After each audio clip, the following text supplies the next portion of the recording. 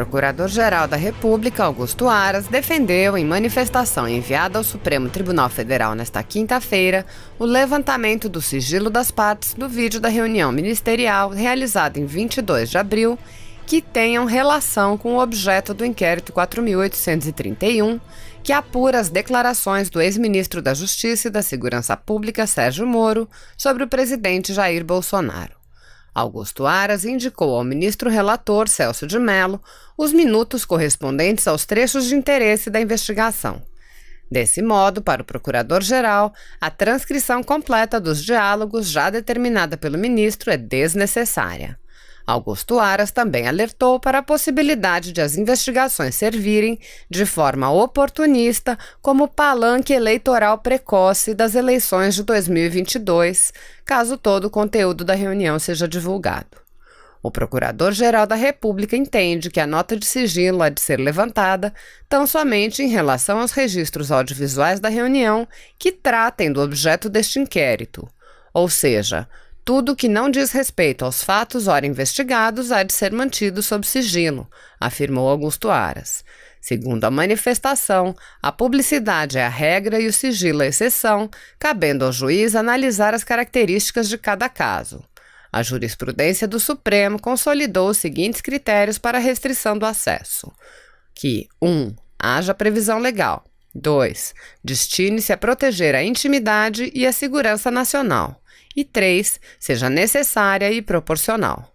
A reunião ministerial de 22 de abril foi um encontro de trabalho do Conselho de Ministros comandado pelo presidente da República, no qual foi apresentado o Programa Governamental Federal denominado Pró-Brasil, anunciado no contexto da pandemia de Covid-19, tema alheio ao escopo da investigação, pontuou Augusto Aras. Ainda que não tenham sido previamente classificadas como sigilosas nos termos da Lei 12.527 de 2011, boa parte das informações deliberadas naquela reunião do dia 22 de abril de 2020 poderiam, a critério do presidente, sem exagero ou desvio de finalidade, ser consideradas questões de segurança de Estado, nos termos do artigo 232 da referida lei. Assim, estaria satisfeito o primeiro critério jurisprudencial da previsão legal para restrição de acesso, afirmou o PGR. O segundo critério para restrição de acesso, subdividido em proteção da intimidade e da segurança nacional, também está satisfeito no entendimento do PGR. Quanto à segurança nacional, trata-se de conceito aberto político cuja situação assim classificada é prerrogativa de seu titular e que só é sindicável pelo Poder Judiciário em situação clara de abuso de poder, o que não se vislumbra no caso. Com efeito, está em curso uma grave e fatal pandemia e o tema central da reunião foi a apresentação de um programa para a recuperação da economia, justamente em função das circunstâncias sanitárias atuais. Portanto, está-se diante de inequívoca questão de Estado. Por fim, em relação ao terceiro critério de restrição, necessidade e proporcionalidade, Augusto Aras ressaltou que o objeto do inquérito é apurar supostas tentativas de interferência em ações da Polícia Federal. Daí porque haveria um excesso, postulado da vedação do excesso, do Judiciário em divulgar falas do presidente da República, de ministros de Estado e de dirigentes estatais que em nada se relacionam com o objeto da investigação, afirmou. Estabelecidas essas premissas, a divulgação completa do conteúdo da reunião do Conselho de Ministros deturparia a natureza jurídica e o objeto do inquérito judicial em curso nesta Suprema Corte. A divulgação integral do conteúdo o converteria de instrumento técnico e legal em busca da reconstrução histórica de fatos em arsenal de uso político, pré-eleitoral, de instabilidade pública e de proliferação de querelas e de pretexto para investigações genéricas sobre pessoas, falas, opiniões e modos de expressão totalmente diversas do objeto das investigações, de modo a configurar Fishing Expedition, sustentou o PGR. Ouça trecho da manifestação do Procurador-Geral da República, Augusto Aras. Quem assistiu à reunião do dia 22 de abril de 2020 testemunhou um evento oficial e institucional. uma reunião de trabalho do Conselho de Ministros comandada pelo presidente da República, na qual se fizeram presentes também dirigentes de empresas públicas e de sociedades de economia mista. Não houve a presença da imprensa, não se ouviram notícias do que se falou ali e tampouco o conteúdo dos debates foi espontaneamente divulgado posteriormente.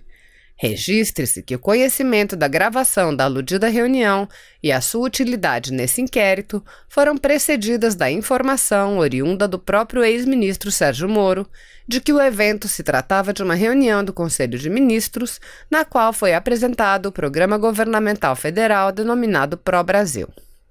O Pró-Brasil é, de acordo com fontes abertas, um novo programa do governo federal criado para integrar e aprimorar ações estratégicas para a recuperação e retomada do crescimento socioeconômico em resposta aos impactos relacionados à epidemia nacional do novo coronavírus. Cuida-se, indubitavelmente, de tema alheio ao escopo da investigação. A maior parte do vídeo foi dedicada à exposição desse programa e à fala de autoridades, realidade que, inafastavelmente, leva à conclusão de que ali se discutiam assuntos de Estado, suas ações futuras, algumas em construção, outras ainda em prospecção. Naquele ambiente, impressões pessoais de autoridades, números, prazos, métodos e conclusões que afetam a sociedade, a economia, o mercado e investidores internos e estrangeiros foram reveladas.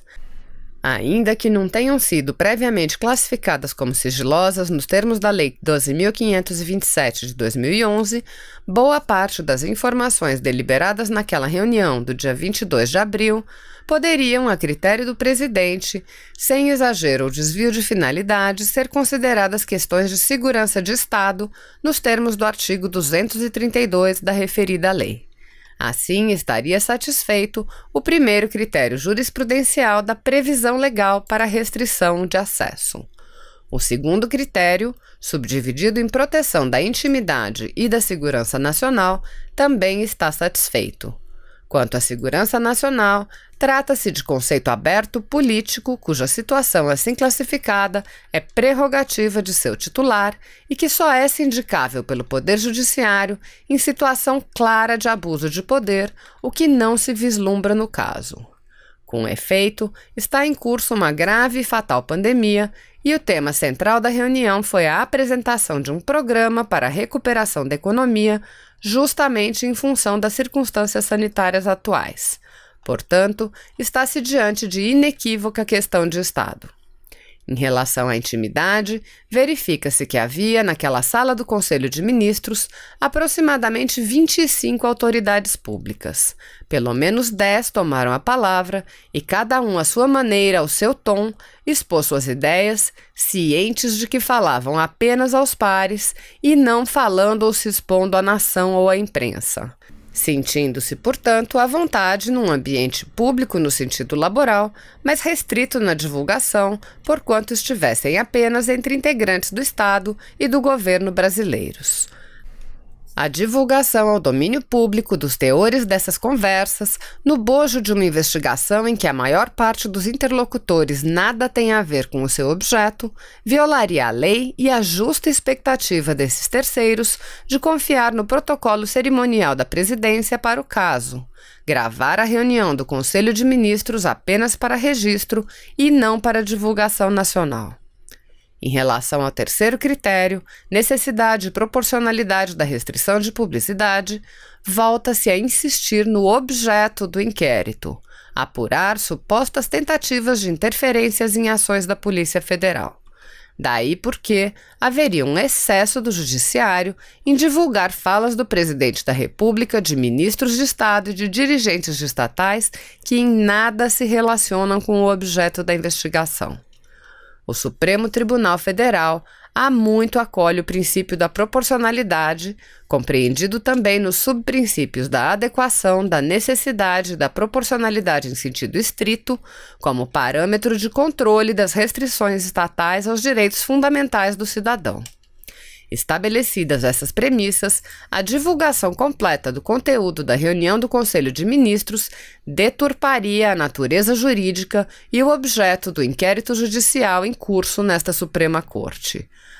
A divulgação integral do conteúdo o converteria de instrumento técnico e legal de busca da reconstrução histórica de fatos em arsenal de uso político, pré-eleitoral, de instabilidade pública e de proliferação de querelas e de pretexto para investigações genéricas sobre pessoas, falas, opiniões e modos de expressão totalmente diversas do objeto das investigações, de modo a configurar Fishing Expedition.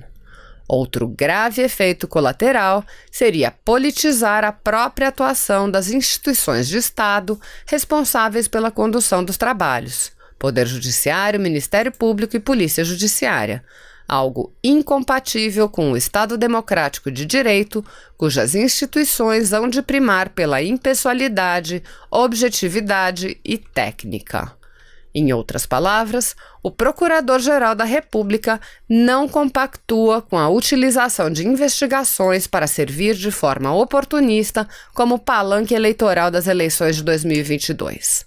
Em conclusão, a divulgação completa do registro em vídeo da reunião, além de contrária às regras e princípios constitucionais de investigação sobre fatos específicos e do objeto do procedimento, distanciaria os padrões adotados na condução de inquéritos perante esta Suprema Corte. Se você apoia Jair Bolsonaro, curta este vídeo. Manifeste a sua opinião e compartilhe para que a vontade do povo brasileiro seja conhecida. Inscreva-se no canal para ter acesso gratuito ao nosso conteúdo. Uma produção Folha Política.